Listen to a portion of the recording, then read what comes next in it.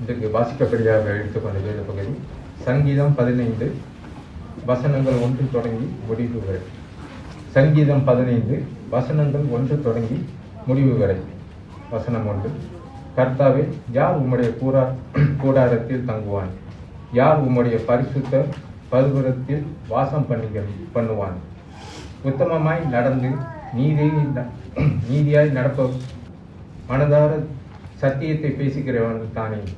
அவன் தன் நாவினால் புறம் கூறாமலும் தம் தோழனுக்கு தீங்கு செய்யாமலும் தம் அயலான் மேல் சொல்லப்படும் நிந்தையான பேச்சை எடுத்துக்காமலும் இருக்கிறான். ஆகாதவன் அவன் பார்வைக்கு திகழ்பானவன். கர்த்தருக்கு பயந்தவர்களே காணப்படுகிறார். ஆணையிட்டதில் தமக்கு நஷ்டம் வந்தாலும் தவறாய் இருக்கிறான். தம் பணத்தை வட்டிக்கு கொடுக்காமலும் குற்றம் இல்லாதவனுக்கு விரோதமாய் வரிதனம் வழங்காமலும் இருக்கிறான். இப்படி செய்கிறவன் என்றென்றைக்கும் அசிக்கப்படுவதில்லை. இது தேவனுடைய வசனம். தேவனுக்கு ஸ்தோத்திரம். Praise the Lord. Hallelujah. எத்தனை பேர் ஆண்டவருடைய ஆலயத்தில் வருவது எவ்வளோ சந்தோஷம் சொல்றீங்க? அவருடைய கிருபையினால நம்ம கூடி வருகிறோம். Amen. Amen சொல்லுவோமா?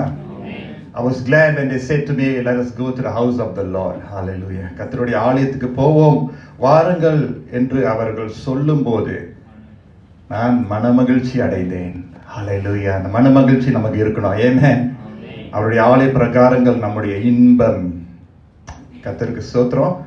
இந்த 3 மாதங்கள் சபையினுடைய லெக்ஷனரி ரீடிங்லேருந்து நான் பாகங்களை தேர்ந்தெடுத்திருக்கிறேன்.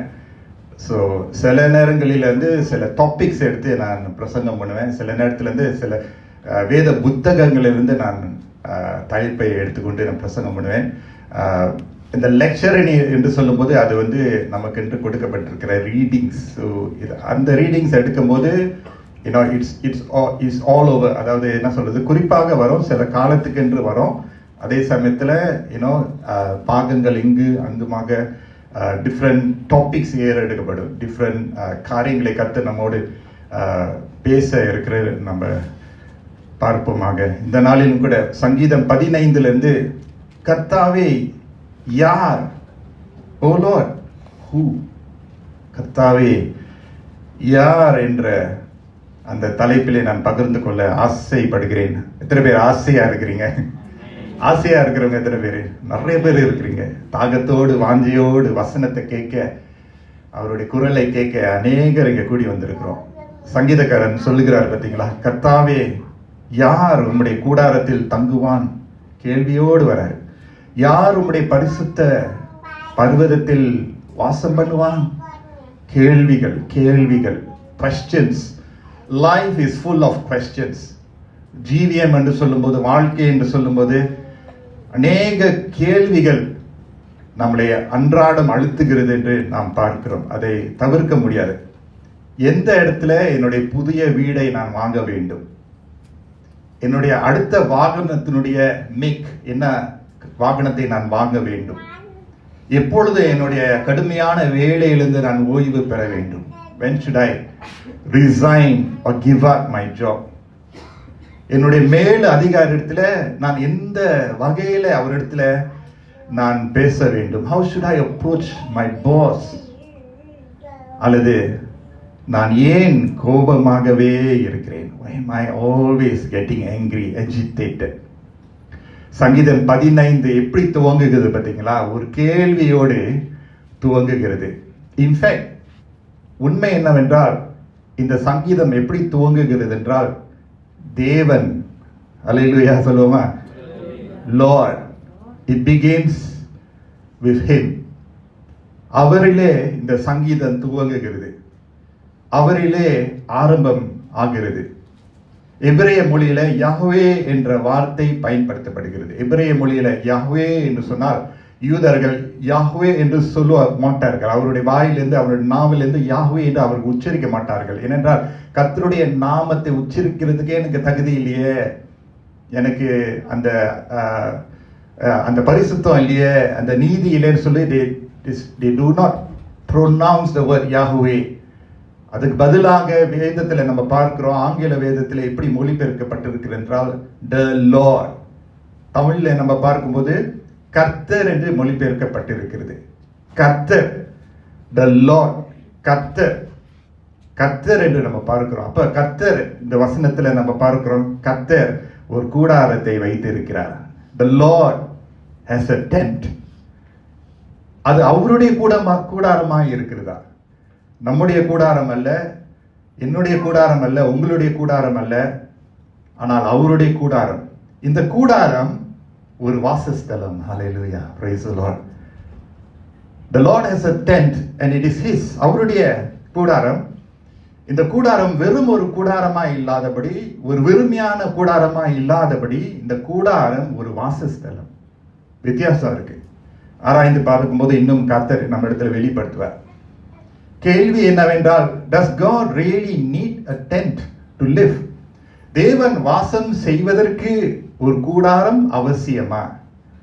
ஒரு கூடாரம் தேவையா? ஒரு கூடாரத்துல அவரை அடக்கி வைக்கணுமோ? ஒரு கூடாரத்துல தான் அவரை நம்ம காண முடியுமா? அதுதான் கேள்வி. வானத்தையும் உண்டாக்கினவர், உலகத்தை படைத்தவர், அவர் பேசினார், சிருஷ்டிப்பு உருவாக்கப்பட்டது. அவர் சொன்னால் ஆகினது, நடந்தது.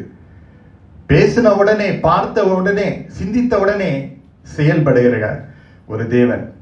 வானத்தினுடைய நட்சத்திரத்தை இந்த இடத்துல இருந்து அந்த இடத்துல போட்டு வைக்கிறதுக்கு அவருக்கு அந்த உரிமை, அந்த அதிகாரம் இருக்கிறது. ஒரு ஒரு ஒரு அசைவு தான் நட்சத்திரங்கள் அப்படியே இங்கும் அங்குமாக அது போய்விடுகிறது என்று நம்ம பார்க்கிறோம். He places the planets accordingly. Planets என்ன சொல்லுவாங்க தெரியல, பிளானட்ஸ் அது அந்தந்த இடத்துல ஆண்டவர் வைக்கிறது. பூமி ஒரு பக்கத்தில் இருக்கிறது, மாஸ் ஒரு பக்கத்தில் இருக்கிறது, ஜூபிட்டர் ஒரு பக்கத்தில் இருக்கிறது. இப்ப வானங்களுடைய எல்லா நமக்கு தெரிந்ததும் தெரியாத காரியங்களையும் கர்த்தருடைய கரத்தில் இருக்கிறது. It is at his disposal. அவரிடத்திலிருந்து நாம் பெற்றுக்கொள்கிறோம். அப்போ இந்த தேவன், இவருக்கு ஒரு கூடாரம் வேண்டுமோ, அவசியமோ? வேதம் என்ன சொல்லுகிறது? தேவன் ஆவியாகவே இருக்கிறார். God is spirit. தேவன் ஆவியாகவே இருக்கிறார். அவரை தொழுது கொள்கிறவர்கள் ஆவியோடும் உண்மையோடும் தொழுது கொள்கிற காலம் வந்துவிட்டது என்று யோவான் சுவிசேஷத்துல நம்ம வாசிக்கிறோம். அவர் ஆவியானவராய் இருக்கிறார். அவரை அடக்கி வைக்க முடியாது.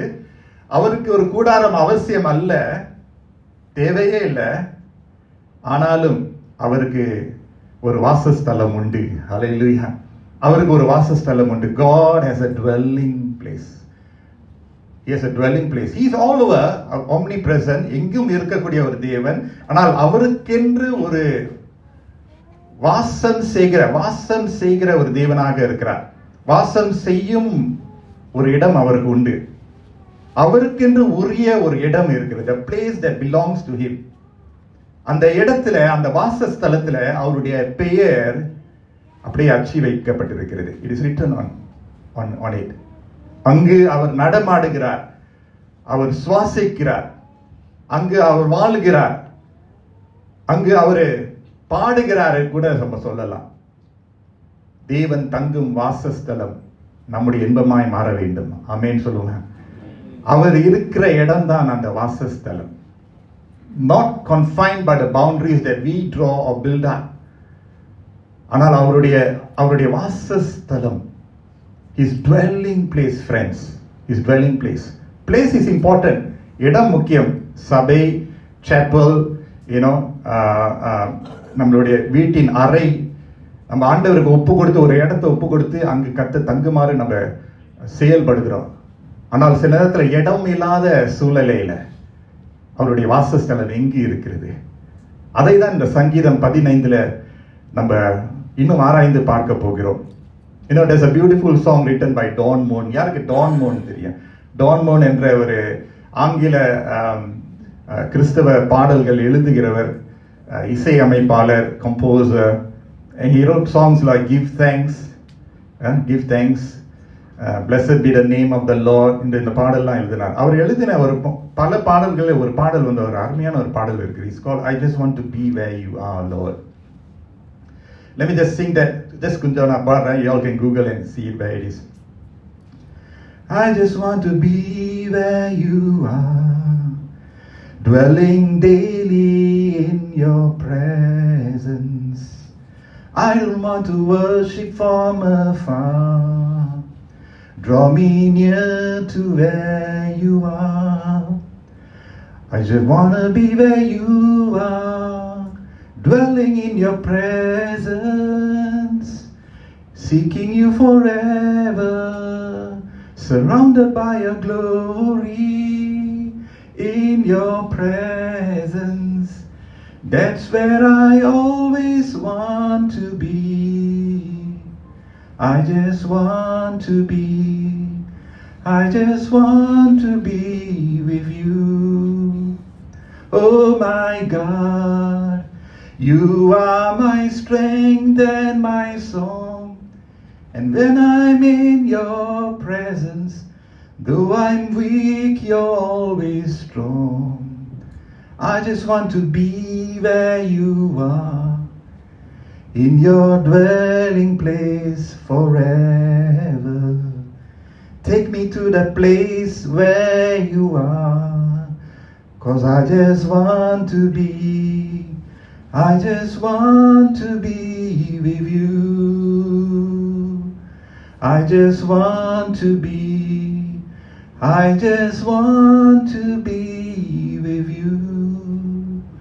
ஒரு அருமையான ஒரு பாடல். அவர் இக்கட்டான ஒரு நிலைமையில அந்த பாட்டை எழுதினார்.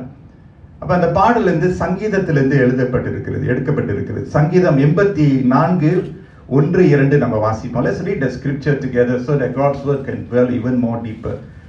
Psalms 84, join with me. Psalms 84 verse 1 and 2. Today God is going to bring us deeper into His presence.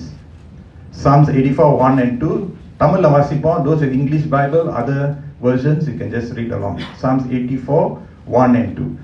சேனைகளின் கர்த்தாவே, உமது வாசஸ்தலங்கள் எவ்வளவு இன்பமானவைகள். என் ஆத்துமா கர்த்தருடைய ஆலய பிரகாரங்களின் மேல் வாஞ்சையும் தவனுமாய் இருக்கிறது. என் இருதயமும் என் மாம்சமும் ஜீவனுள்ள தேவனை நோக்கி கம்பீர சத்தம் இடுகிறது. 4ஆம் வசனம் வாசிப்போம். உம்முடைய வீட்டில் வாசமாய் இருக்கிறவர்கள் பாக்கியவான்கள், அவர்கள் எப்பொழுதும் உம்மை துதித்துக் கொண்டிருப்பார்கள். 10ஆம் வசனம் வாசிப்போம். 1000 நாளை பார்க்கிலும் உமது பிரகாரங்களில் செல்லும் ஒரே நாள் நல்லது. ஆகாமிய கூடாரங்களில் வாசமாய் இருப்பதை பார்க்கிலும் என் தேவனுடைய ஆலயத்தின் வாசற்படியில் காத்திருப்பதையே தெரிந்து கொள்ளுவேன். How many of you all have that desire and the passion for being where God is? தேவன் எங்க இருக்கிறாரோ அங்க இருக்க நான் ஆசைப்படுகிறேன். அதுதான் சங்கீதம் 15:1. கர்த்தாவே யார் உம்முடைய கூடாரத்தில் தங்குவான்? யார் உம்முடைய பரிசுத்த பர்வதத்தில் வாசம் பண்ணுவான்? That question is still there.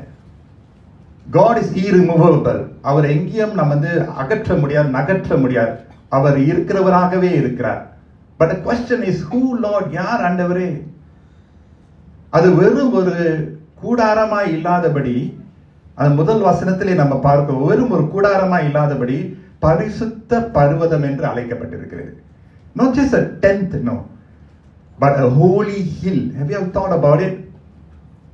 God in a tent, okay, but God in a holy hill. ஏன் பரிசுத்த பர்வதம்? ஏன் பரிசுத்த பர்வதம்? கூடாரம் ஓகே, யாருடைய கூடாரம். ஆனா அடுத்தது அது இன்னும் அடுத்த படிக்கு இந்த சங்கீதக்காரர் கொண்டு போகிறார். யார் உம்முடைய பரிசுத்த பர்வதத்தில் வாசம் பண்ணுவான்? கூடாரம் ஒரு பக்கம், பரிசுத்த பர்வதம் இன்னொரு பக்கம். அப்படி என்றால் இந்த பரிசுத்த பர்வதத்திற்கு போகிறதுக்கு is not going to be easy route. அது எல்லாருக்கும் ஒத்து வராது. கூடாரத்தில் இருக்கிறது ஓகே, ஆனா பரிசுத்த பர்வதம் சொல்லும் போது அது இன்னொரு லெவல், கர்த்தரோடு இருப்பது. ஆமென் சொல்லுங்க. இன்னொரு லெவல். பரிசுத்த பருவத்துக்கு ஏறி போக வேண்டும் என்றால் பரிசுத்த தீர்மானங்கள் எடுக்க வேண்டும், தெய்வீக தீர்மானங்கள் எடுக்க வேண்டும், கர்த்தருக்காக ஊக்கமாக இருக்க வேண்டும், நீதிக்காக நிற்க வேண்டும், பீங் போல்ட், விலைக்கிரயம் கட்ட வேண்டும், சாக்ரிஃபைஸ் இருக்கிறது. பரிசுத்த பர்வதத்திலே ஏறி போவதுன்னா அதுக்கு ஒரு விலைக்கிரயம் கட்ட வேண்டியதா இருக்கு, அது லேசா வராது. இந்த பரிசுத்த பர்வதம் சொல்லும் போது இஸ் a prize possession. கூடாரம் மட்டும் வேண்டுமா, பரிசுத்த பர்வதம் வேண்டுமா? Do you just want to be in the tent where God is, or in the holy hills where he is dwelling? அந்த பரிசுத்த பர்வதம் தான் என்னுடைய இலக்கையாய் இருக்கக்கூடும். ஆமென். நினைவு இருக்கிறதா, இயேசு கிறிஸ்து சிலுவையில் அறையப்படுகவிட அந்த இடம் கல்வாரி மாமலை, the hill of Calvary, the mount of Calvary. It was an elevated place. அது கொஞ்சம் சற்று உயர்த்தப்பட்ட ஒரு இடமாய் இருந்தது என்று மறந்து போய்விட வேண்டாம். அந்த பரிசுத்த பர்வதத்துல தான் மாசற்ற பரிசுத்த இரத்தத்தை இயேசு உங்களுக்காகவும் எங்களுக்காகவும் சிந்தினார். ஏமே, அந்த பரிசுத்த பர்வதத்துல தான் ஆண்டவர் தம்மையே பலியாக ஒப்பு கொடுத்தார். அவருடைய இரத்தத்தை கொடூரமாக அவர் சிந்தி, பரிசுத்தர், ஹோலி ஒன், ஒரே பரிசுத்தர் நமக்காக தன்னுடைய ஜீவனை கொடுத்தார். காரணம் என்னவென்றால், நீங்களும் நானும் அவர் இருக்கக்கூடிய அந்த பரிசுத்த பர்வதத்தில் இருப்பதற்காக he had to purchase us, redeem us, நம்மளை மீட்டுக் கொள்வதற்காக, நம்மளை வாங்குவதற்காக ஆண்டவர் ரத்தத்தை சிந்தினார். There was an exchange going on in the hill of Calvary. அப்ப இந்த பரிசுத்த பர்வதம் சொல்லும் போது எல்லாருக்கும் ஒத்து வராது. பிகாஸ் இஸ் a very, என்ன சொல்ற, அந்த இடத்துக்கு போறதுக்கு எல்லாரும் துணிச்சல் இருக்காது. எத்தனை பேர் ஆண்டவர் இயேசு சிலுவையில் அறையப்படும் போது எத்தனை பேர் இருந்தாங்க? நிறைய பேர் அவருடைய அற்புதங்கள், அடையாளங்களுக்காக வந்தாங்க. ஆனா கொஞ்சம் பேர் தான் அந்த சிலுவையில் அண்டையில் அழுது கொண்டு இருந்தாங்க. நீங்க எந்த பட்டையில் இருப்பீங்க? அவருடைய அற்புதங்கள், அடையாளங்களுக்காக தான் நம்ம இருப்போமா? இல்லை. ஆமென். கர்த்தர் நன்மை செய்தாலும் நன்மை வராமல் இருந்தாலும் கூட நான் அவருடைய பாதத்தில் இருப்பேன். அவர் எங்கே இருக்கிறாரோ அங்குதான் நான் இருப்பேன். மரண பரியந்தம் நானும் அவரோடு இருப்பேன். அவருக்காக நான் பிரயாசப்படுவேன். பரிசுத்த பர்வதம், பரிசுத்த பர்வதம். இந்த பரிசுத்த பர்வதத்திற்கு ஓ லார்ட் ஹூ? அதுதான் கேள்வி. கர்த்தாவே யார்? யார் இந்த பரிசுத்த பர்வதங்களுக்கு? As I said, it's not for everyone and anyone. Not for anyone. It's almost like a mountaineer. Mountaineer உங்களுக்கு தெரியல, அதுக்கு செய்யக்கூடிய பயிற்சி, அதற்கு செய்யக்கூடிய அந்த டிசிப்ளின், அவங்க சாப்பிடக்கூடிய உணவுகள், சாப்பிடக்கூடாத உணவுகள், அவங்களை பக்குவப்படுத்திக் கொள்ள வேண்டும், அவங்களை அப்படியே உருக்கி கொள்ள வேண்டும், பண்ணிட்டு தான் அவங்க வந்து அந்த மவுண்டன் எக்ஸ்பெடிஷனுக்கு போக வேண்டும். அப்படி எல்லா ஆயத்தங்களை பண்ணியும் கூட சிலர் வந்து they don't make it. கொஞ்ச நேரத்தில் கொஞ்சம் தூரம் போயிட்டு அல்லது பாதி தூரம் போயிட்டு அவங்களால ஃபுல்லாக அச்சீவ் பண்ண முடியல. இப்போ பாருங்க, அந்த பரிசுத்த பர்வதத்துக்கு ஏறி போவதற்கு கேள்வி சங்கீதக்காரன் கேட்கிறார், கர்த்தாவே யார்? ஓ லார்ட், ஹூ லார்ட்? அந்த கேள்விக்கு பதில் சங்கீதம் 15:2 இருக்கு. சங்கீதம் 15:2 எப்படி சொல்லுது? உத்தமனாய் நடந்து நீதியை நடப்பித்து மனதார சத்தியத்தை பேசுகிறவன் மட்டுமல்ல, பேசுகிறவன் தானே. ஹல்லேலூயா சொல்லுமா? வசனத்தை வசனமாகவே வாசிக்கணும். உத்தமமாய் நடந்து நீதியை நடப்பித்து மனதார சத்தியத்தை பேசுகிறவன் தானே, அவன்தான். முதலாவது காரியம், walks blamelessly. First point, walks blamelessly. Noah எப்படி இந்த பூமியில இருக்கிற காலத்துல நடந்தார் தெரியுமா? He lived in a very crooked generation. கேடான ஒரு சந்ததியிலே அவன் வாழ்ந்தான். பாவம் நிறைந்த, அக்கிரமம் நிறைந்த ஒரு சந்ததியில நோவான் வாழ்ந்தாலும் அவன் கர்த்தருடைய பார்வையிலே அவன் நடந்தான். உத்தமமாக வெளிச்சத்திலே நடந்தான். ஆமென். ஹல்லேலூயா. வெளிச்சத்திலே நடந்தான். The Bible teaches us to walk in the spirit. நம்ம தனியாக நடக்க வேண்டிய ஒரு சூழ்நிலை இருந்தாலும் உத்தமனாய் நம்ம வாழ வேண்டும். எத்தனை பேர் ஆசைப்படுறீங்க? ஹல்லேலூயா. யாரும் உங்களோடு அந்த உத்தமமான அந்த பாதையில நடக்க வராமல் இருந்தாலும் நீங்களும் நானும் அந்த உத்தம பாதையில நடக்க வேண்டும். நோவா அதை தெரிந்து கொண்டதுனால அவருக்கும் அவருடைய குடும்பத்தாருக்கும் ஆண்டவர் விடுதலை கொடுத்தார். பேழையை கட்டவும் அந்த ஜலத்திலிருந்து ஆண்டவர் விடுதலை கொடுத்தார். அவருடைய சந்ததி ஆசீர்வாதமாக இருந்தது. Amen. If you would choose to walk blamelessly before God, not just you, the generation that you represent will be blessed. ஆசீர்வதிக்கப்பட்ட ஒரு சந்ததியை நீங்க உருவாக்குவீங்க. கஷ்டமா தான் இருக்க போகுது, ஆனா அந்த விளைக்கரையத்தை நீங்க கட்டுனீங்கன்னா உங்க கண்ணார உங்களுடைய சந்ததியினுடைய ஜெயத்தை நீங்க பார்ப்பீங்க. அந்த நன்மை கர்த்தர் கண்டிப்பாக வைத்திருப்பார். ஈனோக் என்ன செய்தார்? ஈனோக் தேவனோடு நடந்தார், சஞ்சரித்தார். Enoch walked with God. உலகத்தில் நடந்தது போல, உலகத்தார் நடந்தது போல ஈனோக் நடக்கவில்லை. வேதம் சொல்லுகிறது, the Lord took Enoch up. Hallelujah. ஆண்டவர் ஈனோக்கை அவருடைய பரிசுத்த பர்வதத்துக்குள்ள, அவருடைய பிரசன்னத்துக்குள்ள ஈனோக்கை ஆண்டவர் எடுத்துக்கொண்டார். Do not be shy to get a name called blameless. உங்களுக்கு ஒரு பேர் வேணும்னா, உங்களுக்கு ஒரு பட்ட பேர் வேணும்னா உத்தமன். உத்தமன், நீங்க ஒரு உத்தமன் என்று பெயர் பெற்றுக் கொள்ளுங்க. கேலித்தனமான ஒரு பேரா இருந்தாலும் ஆண்டவருக்கு விருப்பமான ஒரு வாழ்க்கை. சில பேர் பேரை பார்த்து கேலித்தனம் பண்ணுவாங்க. உன் பேர் ரொம்ப கிறிஸ்டியனா இருக்கு, ரொம்ப பரிசுத்தமா இருக்கு, ஆனா உத்தமமாய் நடக்க தீர்மானம் பண்ணணும். walks blamelessly. Who Lord? He who walks blamelessly. உத்தமமாய் நடக்கிறவன். அப்ப blameless என்று சொன்னா it is not sinless. இந்த பூமியில வாழ்ந்தவர்கள், இன்னும் வாழ போகிறவர்கள் sinless people இருக்கவே மாட்டாங்க. ஆனா என்ன வித்தியாசம்னா sinless. sinless. SIN-LESS. sinless. endless. தேவ சிந்தையோடு வாழ்கிறவர்கள் பாவம் அதிகரிக்காது, பாவம் குறைந்து கொண்டே இருக்கும். எத்தனை பேர் ஆமென் சொல்றீங்க? Walking blameless doesn't mean you are perfect in everything that you do. No, you are being perfected. ஒரு மகிமைக்கு மேலாக இன்னொரு மகிமை, ஒரு ஆண்டை விட அடுத்த ஆண்டு இன்னும் மகிமை, இன்னும் உத்தமமாய் நடப்பது. அதுதான் உத்தமமாய் நடப்பது. We become God pleasers. தேவனை பிரியப்படுத்துகிறவர்களாக நம்ம வாழ வேண்டும். Amen சொல்லுமா? So he who walks blamelessly. இரண்டாவது பாத்தீங்கன்னா he who does what is right. நீதியை நடப்பிக்கிறவன், எப்பொழுதும் சரியானதை செய்கிறவன், எப்பொழுதும் இதுதான் நான் செய்வேன். There is no shortcut in my life. This is always me. நான் எப்பொழுதும் சரியானது தான் நான் செய்வேன் என்ற தீர்மானம் கொண்டவர்கள். ஒருவேளை நம்முடைய வாழ்க்கையில மற்றவர்கள் நமக்கு தீங்கு செய்தாலும், sometimes people may have wronged us. ஆனா இது அடிக்கடி நான் சொல்றேன், do not right a wrong wrongly. Do not right a wrong wrongly.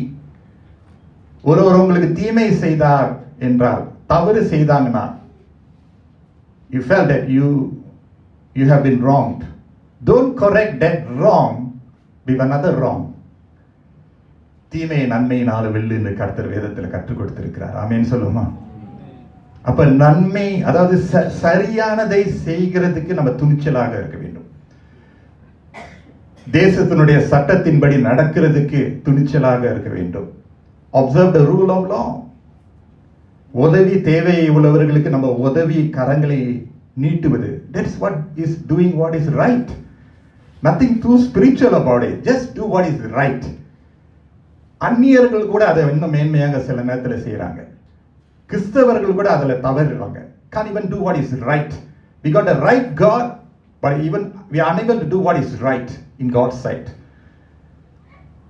அப்ப ஆண்டவர் என்ன விருப்பப்படுகிறாரோ அதை மட்டும் செய்ய துணிச்சல் உள்ளவர்களாக, பாதிக்கப்பட்டவர்களுக்கு நிற்பது, standing up for the marginalized, அதுதான் doing what is right. You know what the Bible refers to Jesus as? இயேசு கிறிஸ்து, இந்த வேதம் என்னத்தமா அவரை குறித்து நாமங்கள் கொடுக்கப்பட்டிருக்கிறது. He is the righteous judge. நீதியின் தேவன், சரி செய்கிறவர்.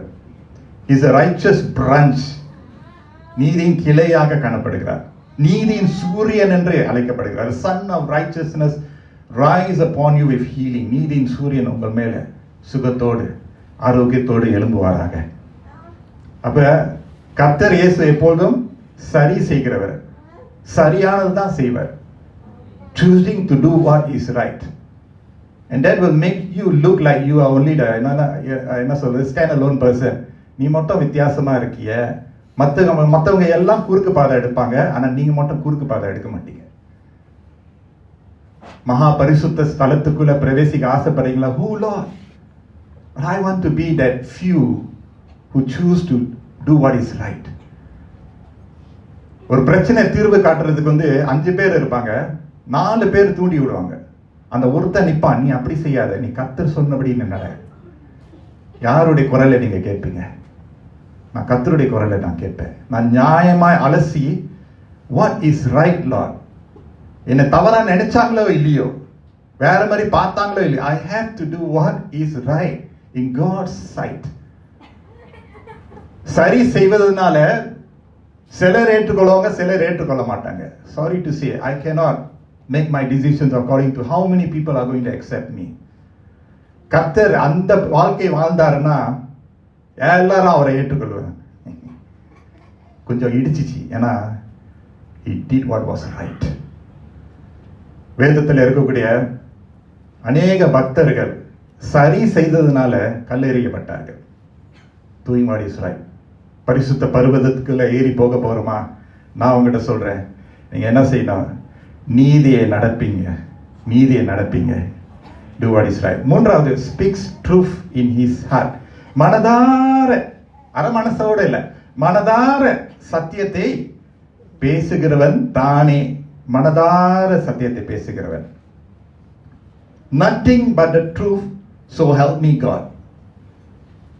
சட்டம் இருக்கும்போது வேதத்தை சில கிறிஸ்தவர்கள் பைபிள் அங்க வச்சுக்குவாங்க. at the end of their declaration, they take the Bible or they just put your hand on the Bible and say, so help me God, so help me God. Do you know, நானும் குருவானவர்களுடைய பட்டத்தை எடுக்கும்போது நம்மளுக்கும் Bible கொடுக்கப்பட்டு இருக்கிறது. நம்மளுக்கும் Bible வச்சுட்டு தான் எல்லா அந்த டெக்ளரேஷன்லாம் சொன்ன பிறகு எல்லாம் so many declarations to make, so many promises சொல்ல மாட்டேன், ஐ மீன் உறுதிமொழிகளை நம்ம சொல்லணும், பேராயர் முன்னால சொல்லணும். அங்க அதிகாரிகள் இருப்பாங்க, கடைசியில் என்ன சொல்லுவோம்? so help me God. ஆண்டவரே எங்களுக்கு உதவி செய்யுங்க. என்ன உதவி செய்யணும்?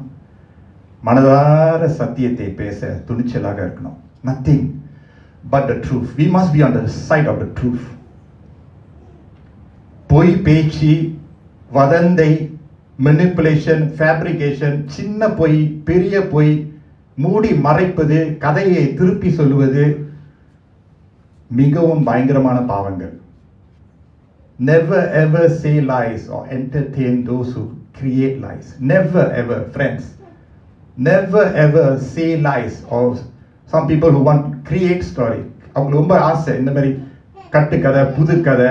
ஏன்னா இந்த மாதிரி கதை தான் எல்லாருக்கும் கேட்கறது இஷ்டம். always check, recheck whether this is from the right spirit. கவனமாக இருக்கணும். never. அதனால சத்தியத்தை மனதார பேசுகிறவர்களாக இருக்க வேண்டும். ஆமென். நம்முடைய சபையில இந்த வசனத்தை கேட்கிற ஒவ்வொருவருக்கும் நம்முடைய மனசுல என்ன சொன்னா, Lord, I must speak truth in my heart, from my heart.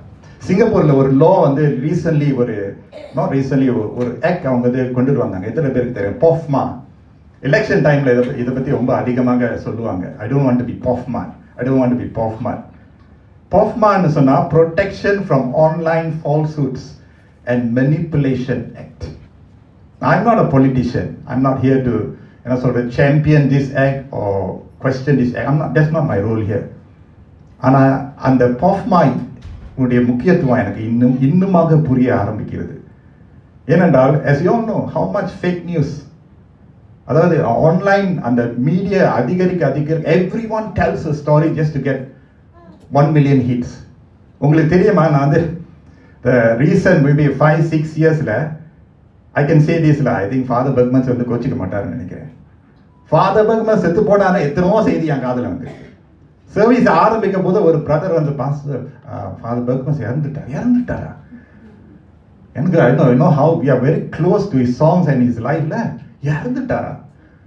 ஐயோ நம்ப முடியல. ஆனா சொன்னவர் நம்பலாம், நம்பத்தக்கவர். இவர் போய் சொல்ல மாட்டாரு. அவர் ஆராய்ச்சி பண்ணி அதெல்லாம் பண்ணி பார்த்தா அவரே ஒரு வீடியோ போட்டாரு, நான் நல்லா தான் இருக்கேன், எனக்கு ஒன்றும் இல்லை, பாவம் தெரியாம செய்கிறாங்க. the way he talks. Friends, fake news. இது நம்ம லேசான, நான் வந்து நகைச்சுவையா சொல்றேன். ஆனா பொய் சொல்லுவது எவ்வளோ பெரிய ஒரு மோசமான ஒரு பாவம், கொடூரமான ஒரு பாவம். சமுதாயத்தை அழித்து விடும், இருக்கிற சமாதானத்தை குழப்பி விடும். மனுஷன் தூங்காம நினைச்சுக்கிட்டு இருப்பான், என்ன பத்தியா பேசினாங்க, என்ன பத்தியா இப்படி செஞ்சாங்கன்னு சொல்லிட்டு. Very very dangerous friends. It is really very dangerous. அதனால தான் the government of the day and உலகம் எங்கும் நம்ம பார்க்கிறோம், people have to take a firm stance against such news and such propaganda. அதனால தான் சட்டம் வைக்கப்பட்டிருக்கிறது. ஆண்டவருடைய பரிசுத்த பர்வதத்துக்கு ஏற வேண்டும்னா மனதார சத்தியத்தை பேசுகிறவர்களாக இருக்கணும். நெவர் என்டர்டெயின், ஒரு இன்ச்சு கூட நம்ம இடம் கொடுக்க கூடாது. ஏன்னா அது கர்த்தருக்கு அருவருப்பான ஒரு காரியமாக இருக்கிறது. ஆமென் சொல்லுமா? சங்கீதம் 15:3 பார்க்கும்போது, அவன் தன் நாவினால் புறங்கூறாமலும் தன் தோழனுக்கு தீங்கு செய்யாமலும் தன் அயலான் மேல் சொல்லப்படும் நிந்தையான பேச்சை எடுக்காமலும் இருக்கிறான். 4வது, a tongue that does not slander. நாவினால் புறங்கூறாதவன், அவனுடைய நாவு கர்த்தருக்கென்று எப்போதும் பரிசுத்தமாக்கப்பட்ட ஒரு நாவாய் இருக்கும். Daily consecration. Lord daily sharpen my tongue. என்னுடைய நாவை கூர்மைப்படுத்துங்க ஆண்டவரே, காயப்படுத்துவதற்கு அல்ல, காயத்தோடு இருக்கிறவர்களுக்கு உம்முடைய வசனத்தை நான் கொடுக்கணும், உம்முடைய சேமத்தை நான் கொடுக்கணும். லார்ட் இந்த நாவு உம்முடைய புகழை அறிவிக்க வேண்டும். Daily sharpening. எத்தனை பேர் ஸ்டீல் ஷார்பனை யூஸ் பண்றீங்கன்னு தெரியல. ஷார்பன் பண்றோமா? நம்முடைய தங் ஆண்டவருக்கு ஷார்பன் பண்ண கொடுக்கிறோமா? சங்கீதக்காரன் சொல்கிறார், அவன் தன் நாவினால் புறங்கூறாமல். 5வது, he does no evil. தன் தோழனுக்கு தீங்கு செய்யாமலும். முதல் 3 பார்க்கும்போது எதை செய்யணும், அடுத்த 3 எதை செய்யக்கூடாது. நாவினால் புறங்கூறக்கூடாது, தோழனுக்கு தீங்கு செய்யக்கூடாது. does no evil. வேதம் நமக்கு என்ன நம்ம கற்றுக் கொடுக்கிறது? some things that we need to hold on to very tightly, like righteousness, நீதி, நியாயத்தை, பரிசுத்தத்தை நம்ம அப்படியே பிடித்துக் கொள்ள வேண்டும், அதை அரவணைத்துக் கொள்ளும். ஆனா சில விஷயங்களை ஆண்டவர் வந்து வைக்க வேண்டிய இடத்துல வச்சுட்டு என்ன சொல்றாரு தெரியுமா? தீமை விட்டு விலகு. flee evil. தீமை விட்டு விலகு. காது கொடுக்காத, இடம் கொடுக்காத, உன் பிரச்சனை அங்க வச்சிடாரு. அது நீனே தீயவனாய் மாறி விடுவாய். தீயவனோடு இருந்தாய் என்றால், தீய பேச்சை பேசுகிறவனோடு இருந்தால் நீயும் தீயவனாய் மாறி விடுவாய். அதனாலதான் ஓடி போக வேண்டிய இடத்தை எங்கெல்லாம் ஓடி போயிடணுமோ ஆண்டவர் ஓடி போக சொல்றாரு.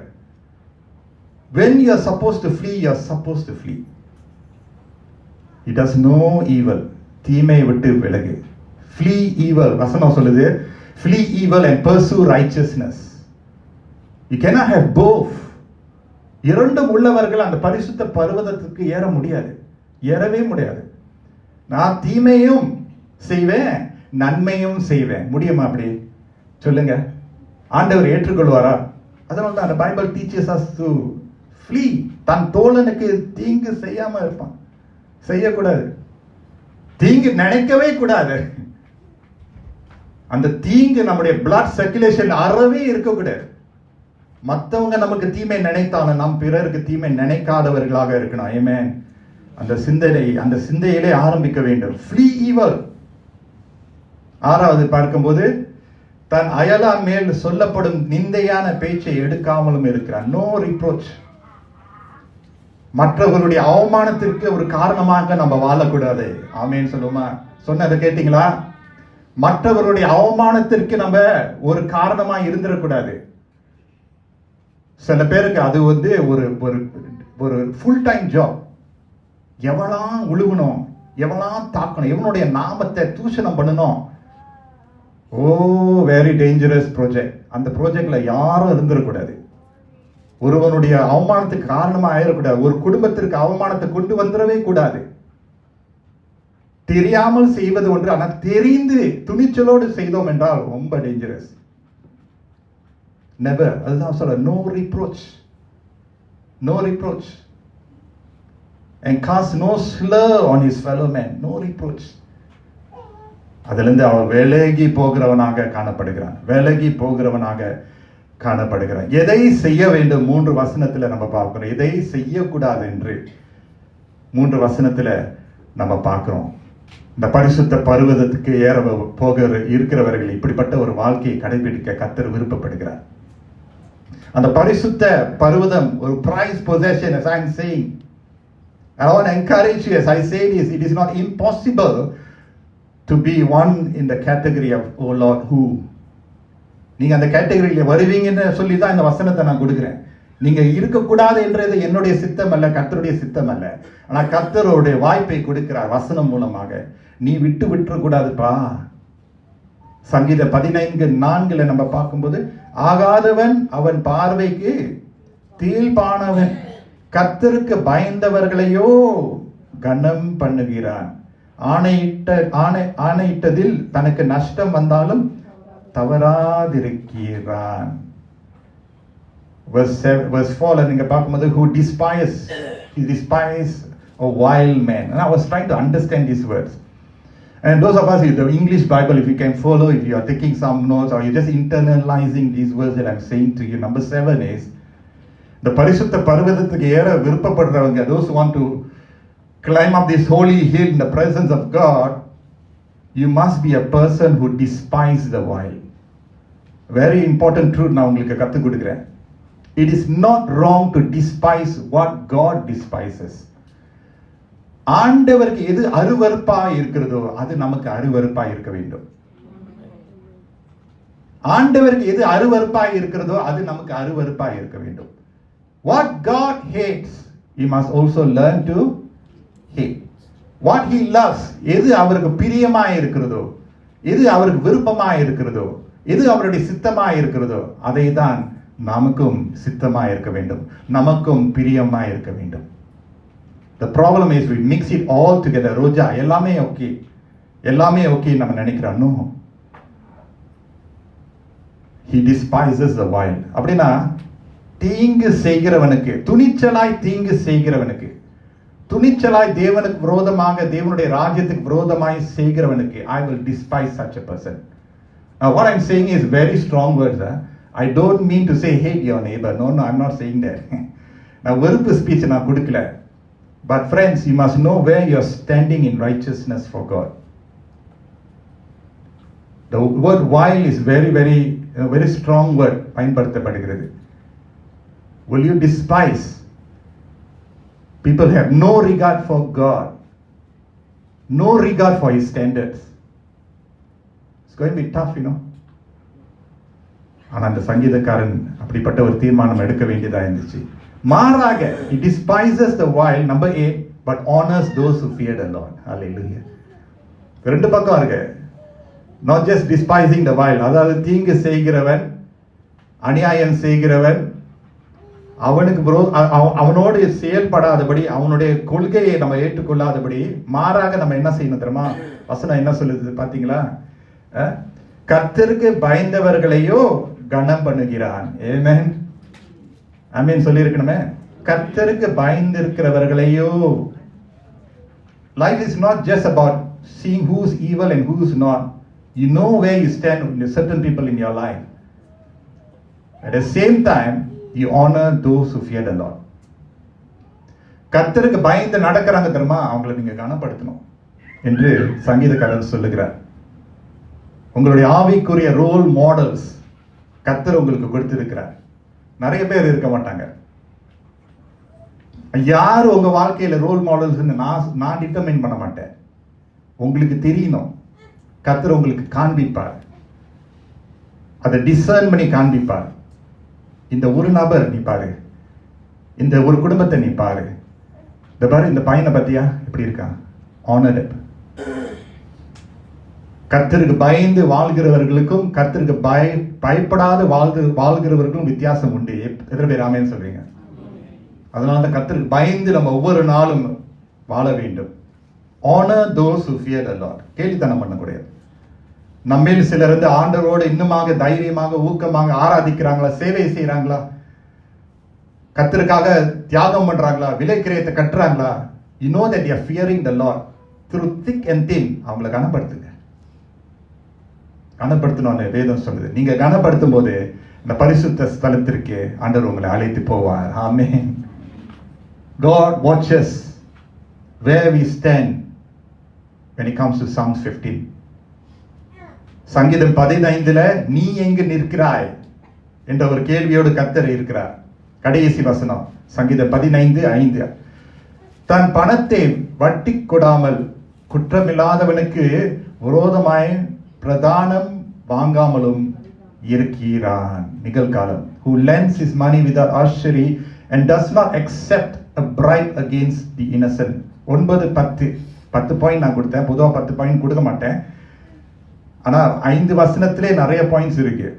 Number 9, do not be greedy.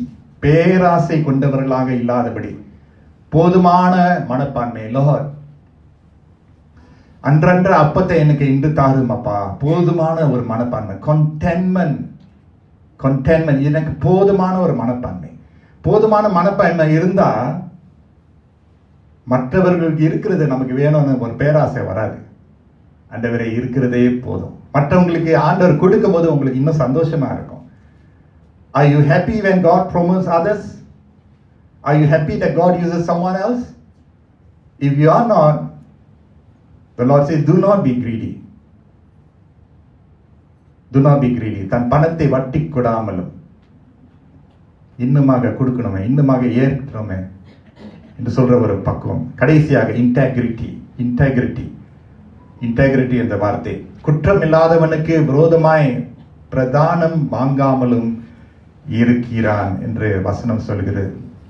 He does not allow any form of wrong in his life. இன்டெகிரிட்டியோடு வாழ்வது சுலபமா, கஷ்டம். லேர்ன் பண்ணி க்ரோ பண்ணலாமா? முடியும். சிலர் வயசு ஏற ஏற முதிர்ச்சி வரும். சிலர் மற்றவர்கள் வயசு ஏற ஏற இன்னும் சைல்டிஷா பிஹேவ் பண்ணுவாங்க. நீங்க யாரா இருக்க போறீங்க? I've seen many people maybe 15-14 years கூட இருப்பாங்க. ஆனா அவங்களுடைய முதிர்ச்சி பார்த்தா ரொம்ப ஆச்சரியமா இருக்கும். வயசுக்கு தகுந்தபடி இன்டெகிரிட்டி இன்னும் ஏறணும்ல, குறையக்கூடாது. ஏன்னா வாழ்க்கையை அடி அதாவது கற்றுக்கொண்டதுனால அந்த ஒரு லெவல் நமக்கு வந்த உடனே நம்மளுக்கு தெரியும் இந்த விஷயத்துல I want to grow in integrity. Integrity is who you are when nobody looks at you. Write it down. Integrity is who you are when nobody looks at you. இப்ப எல்லாரும் பார்க்கிறோம், ஒருத்தர் பார்க்கிறோம். ஆனா யாரும் பார்க்காத நேரத்துல அங்க ஒரு பணம் கீழே விழுந்துருச்சா, ஒருத்தர் அந்த பாக்கெட்ல இருந்து விழுந்துருச்சா, அந்த பணம் அவங்க முன்பதாகவே இருக்கு. What is integrity saying? Nobody is looking at you. It's okay. God has given me what I prayed for. எடுத்துட்டு உங்க பாக்கெட்ல வைக்க போறீங்களா? அதான். Do you want to do that? What is integrity? Something that you need to tell, you don't tell, you withhold, questions your integrity. Integrity is who you are when nobody looks at you. The real you. அந்த உண்மையான நீ. அது என்னால கணிக்க முடியாது. மனைவி கணவரால முழுமையாக கணிக்க முடியாது. ஆனா கர்த்தர் கணிக்கிறார். கர்த்தர் பார்க்கிறவராக இருக்கிறார். அவருடைய கண் பார்வை எல்லோர் மேலும் இருக்கிறது. தீயோர் மேலும் நல்லோர் மேலும் இருக்கிறது. சிறியவன் பெரியவன், கிறிஸ்தவன் கிறிஸ்து அல்லாதவன். The integrity is so important and we grow and learn in integrity. இந்த வசனத்தெல்லாம் பார்த்து கடைசி அந்த ஸ்டேட்மெண்ட் என்ன தெரியுமா வசனம் சொல்ற? He who does these things will never be shaken. I'm going to wrap up my sermon. Psalms 15:5, the last part பார்த்தீங்கன்னா, இப்படி செய்கிறவன் என்றென்றைக்கும் அசைக்கப்படுவதில்லை. இப்படி செய்கிறவன் என்றென்றைக்கும் அசைக்கப்படுவதில்லை. He who does these things, இப்ப நான் சொன்னல ஒரு 10 காரியம் நான் சொன்னல, இதையெல்லாம் செய்கிறவன் அவன் அசைக்கப்படுவதில்லை. Remember the question that we began with this song? இந்த சங்கீதத்தை கேள்வியோடு ஆரம்பிச்சோம். பிரசங்கத்தினுடைய தலைப்பு அதுதான். ஓ லார்ட், who? கர்த்தாவே யார்? கர்த்தாவே யார்? எபிரேயர் 12:28 என்ன சொல்லுது? Hebrews 12:28, ஆதலால் அசைவில்லாத ராஜ்யத்தை பெறுகிறவர்களாகிய நாம் பயத்தோடும் பக்தியோடும் தேவனுக்கு பிரியமாய் ஆராதனை செய்யும்படி கிருபையை பெற்றுக்கொள்ள கடவோம்.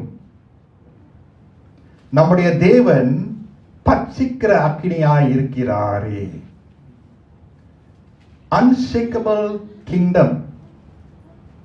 ஆண்டவர் ஒரு அசைக்க முடியாத, அசைவில்லாத ராஜ்யத்திலே அவர் வாசம் செய்கிறார். அசைவில்லாத ராஜ்யம் அப்படின்னா அவருடைய ராஜ்யத்தினுடைய கோட்பாடுகளே அசைவு இருக்காது. அப்படின்னா God doesn't change in the way he looks at holiness, righteousness, integrity, honesty, truthfulness. God doesn't change. ஆண்டவர் மாறுவார்னு அவர் காம்ப்ரமைஸ் பண்ணார் நம்ம நினைச்சா அது நமக்கு அழிவு. அவர் மாற மாட்டார், மாறாதவர். யார் மாறணும் தெரியுமா? நான் மாறணும். நான் மாறினா தான், நான் மாற இடம் கொடுத்தா தான் அந்த அசைவில்லா ராஜ்யத்திற்கு எனக்கும் ஒரு இடம் உண்டு.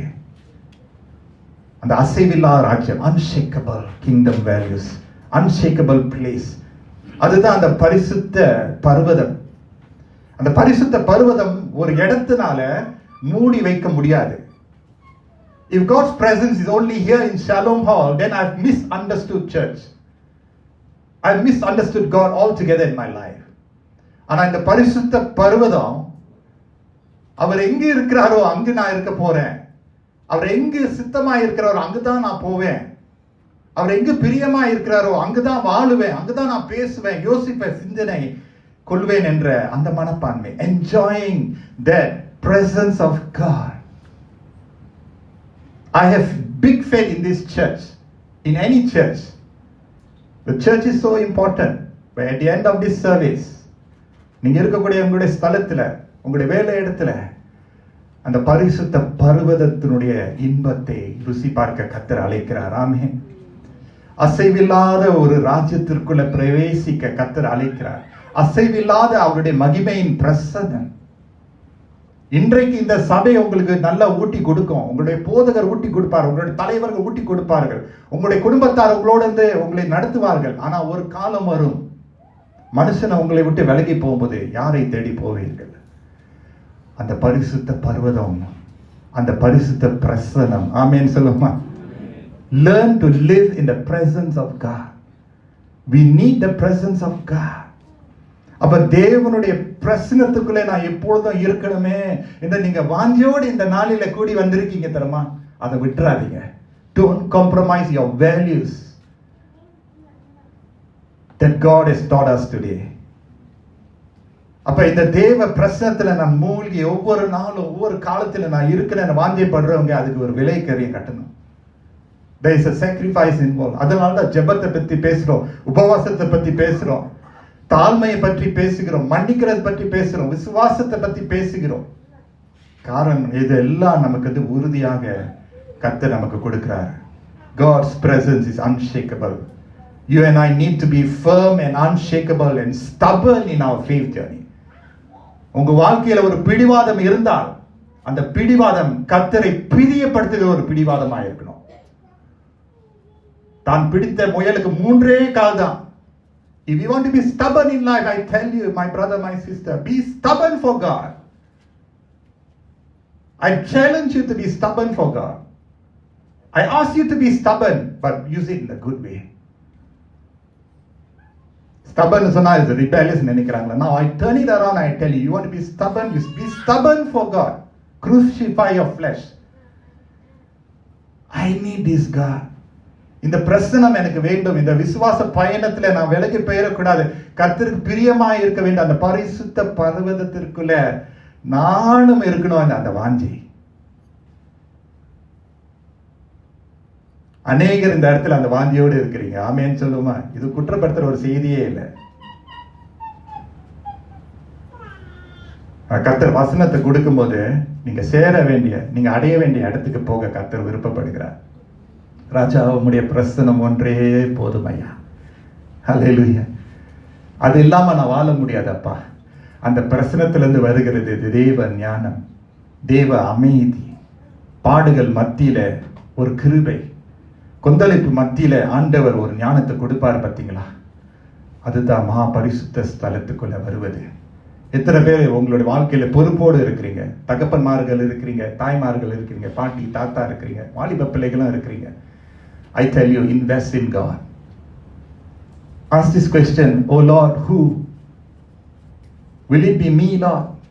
நீங்க என்ன சொல்லணும் தெரியுமா? Lord, I want to be in that category. I want to be where you are, Lord. நீங்க எங்க இருக்கிறீங்களோ அங்கதான் நான் இருக்க ஆசைப்படுறேன் ஆண்டவரே. உங்க விருப்பம் இல்லாத இடத்துக்கு, விருப்பம் இல்லாத பேச்சில் நான் இருக்கக்கூடாது ஆண்டவரே. உங்களுடைய பிரசனத்தை விட்டு என்னை விலக்கி போட்டுறாதீங்க ஆண்டவரே. If you have stepped out of God's presence, I call you and I invite you back to God's presence, because there's nothing in this world can replace God's presence. Nothing. நான் சொன்ன இந்த 10 விஷயத்துல ஒரு விஷயத்துக்கு கூட நீங்க இடம் கொடுத்துடக்கூடாது. I assure you, I guarantee you, with God's word, you will live an unshakable life. God will be with you. You will be surprised how He leads you. இந்த வசனத்துக்கு கீழ்ப்படிந்து நடக்கிறவர்களுக்கு கர்த்தர் கொடுக்கிற சேமம் ஏராளமா இருக்க போகுது. என்னை புகழ தேவையில்ல, தேங்க்யூ சொல்ல தேவையில்ல, ஆண்டவருக்கு நன்றி செலுத்துங்க. ஆண்டவரே, Lord, this is the day that, Lord, this word has touched me so much. I want to protect myself and my family, Lord, and I want to remain in your presence. I want to dwell in your holy sanctuary. உம்முடைய பரிசுத்த ஸ்தலத்திலே, பர்வதத்திலே நான் இருக்க விருப்பப்படுகிறேன். ஆமென் சொல்லுமா? கொஞ்ச நேரம் கண்களை மூடி நம்ம ஜெபிக்கலாமா? No altar call, no coming forward. Who you are before God today? Where are you before God today? Are you where He wants you to be? Are you where He wants you to be? சிலர் ரொம்ப கிட்ட இருக்கிறீங்க, ஆண்டவரோட ரொம்ப கிட்ட இருக்கீங்க, உங்களுக்கே தெரியுது. இந்த செய்தி உங்களுக்கு இன்னொரு லெவல் உற்சாகம், அசைக்க முடியாத ஒரு உற்சாகம். மற்ற சிலருக்கு maybe, pastor, I've gone too far நீங்க நினைக்கலாம். அதான் நான் சொல்றேன்ல, the church is not going to save you. I can't save you. Your friends will not save you. Only God. I want to be where you are. Psalm 15 is a call. It's a high call. அதான் சொல்றேன், இது எல்லாருக்கும் ஒத்து வராது, எனக்கு கஷ்டம் அது. ஆனா நீங்களும் நானும் நீங்கன்னு சொல்ற மன்னிச்சிருங்க. When I preach, I include myself, friends. When I preach, I include me. நானும் ஒரு ஆடுதான்.